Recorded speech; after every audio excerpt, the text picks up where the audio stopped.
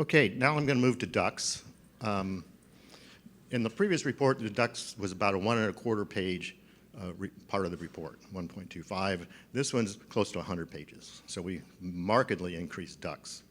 A lot of new background information, but also a good new literature review and some changes in recommendations.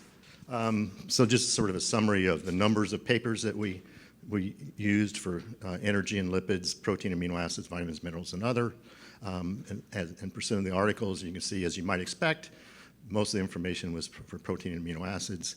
But there was a surprising amount of work done in vitamins and minerals, predominantly calcium and phosphorus. What's that?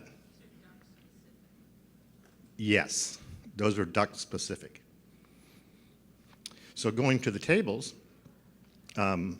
we were able to set a new recommendation for arginine, for lysine, and you can look at the periods 0 to 2, 2 to 7, and breeding.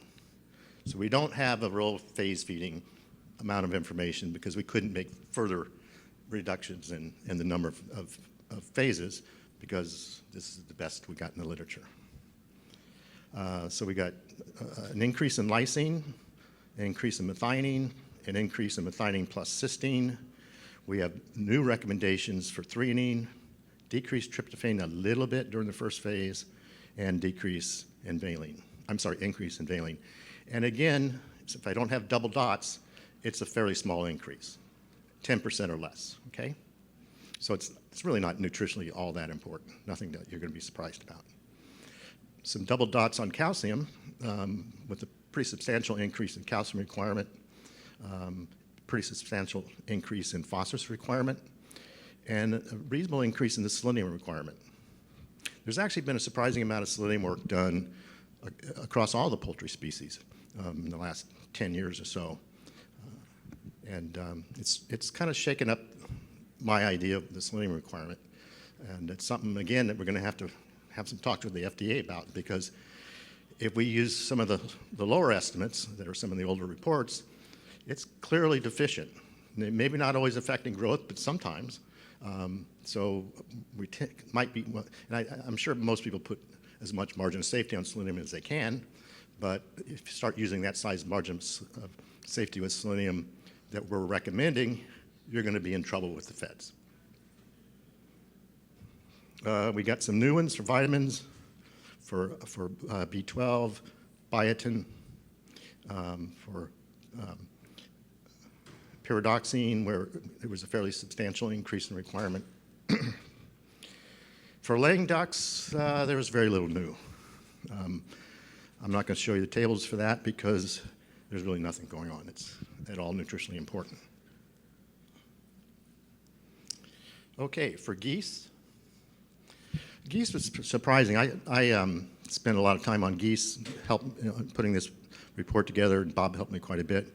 The geese are interesting. I have had the joy of serving on a lot of goose nutrition students, PhD and master's students at UC Davis, and that's because we have a goose nutritionist, but it's not a domestic goose. It's a wild goose nutrition, and they have great funding. And they always have like 5 or 6 graduate students working on goose nutrition for the hunters, basically, and the conservationists. So there's a pretty good literature for the wild goose, but not so much for the domestic. But I was surprised at how much, let me just let the story develop. So the geese are different than all the other poultry species in that they're primary herbivorous. In fact, they're, from goslings from about 4 weeks old and higher, they really don't eat any animal matter at all, and eat a highly fibrous diet.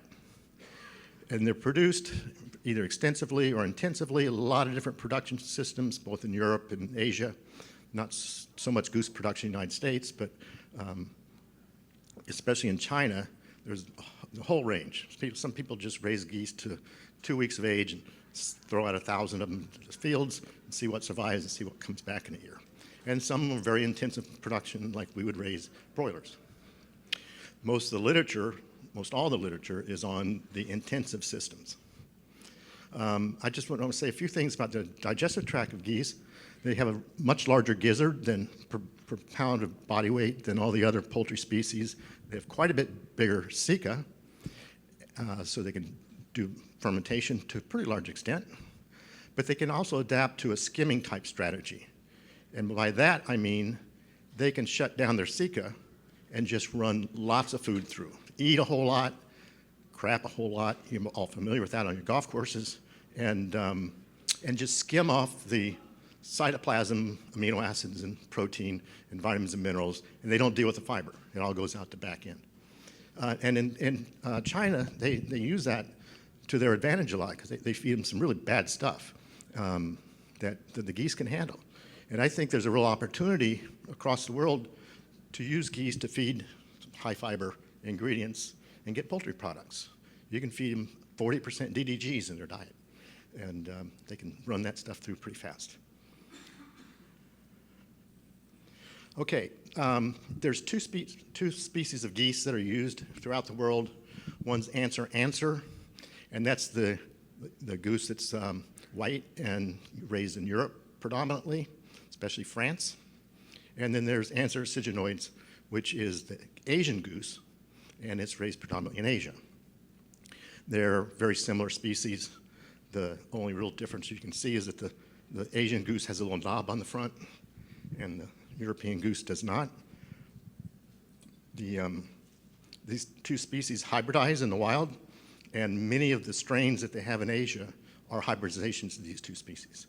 And from the literature that I reviewed, their requirements are indistinguishable because there's a literature on white, or on the Europeans, a literature on the Asians, and although you can't really do statistics because there's not enough papers on any given nutrient, but in general they agree pretty well. So we decided to use all the data from Europe and all the data from Asia, put it all together and come up with requirements.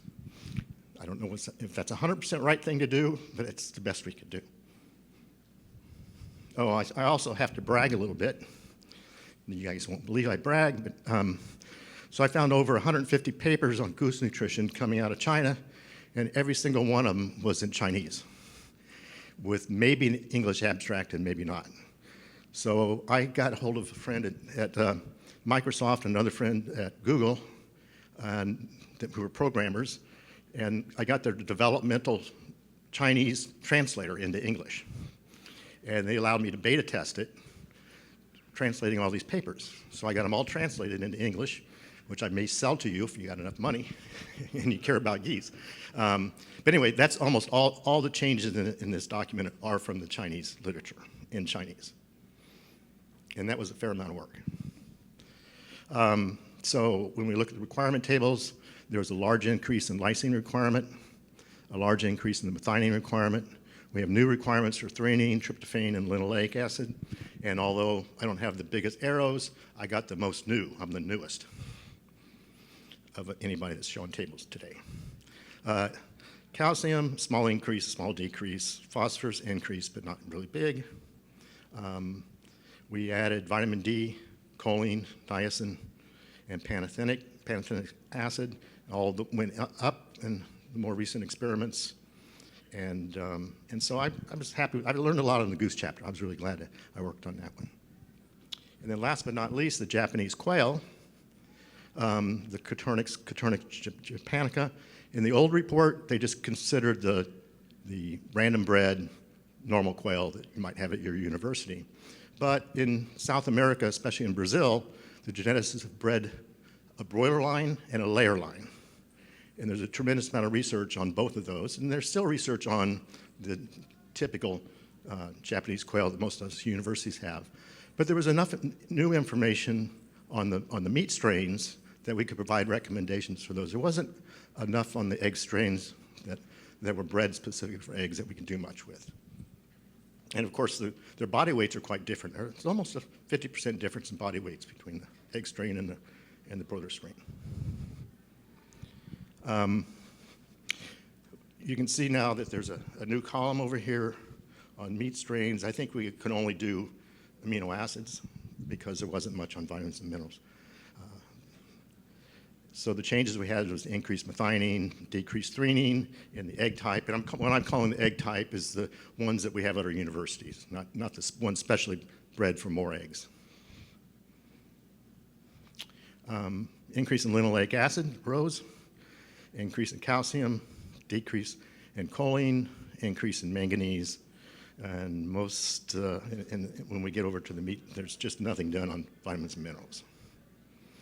And that's the end of that talk.